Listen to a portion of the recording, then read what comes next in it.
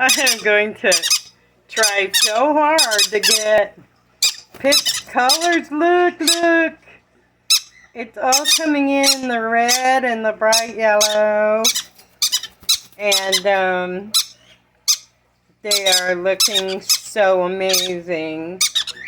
He's been doing such climbing. It's so great.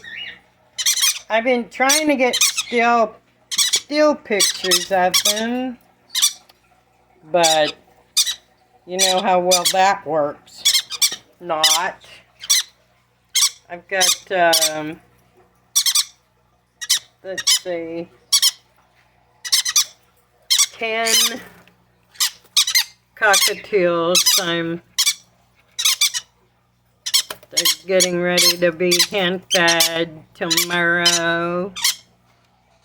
Anyways, Pip is gonna have that amazing coloring like this one. Now she's sold to Chelsea, that baby right there. But Pip is gonna be amazing also. Alright. I've got, ooh, I could almost get some good pictures right now, of course.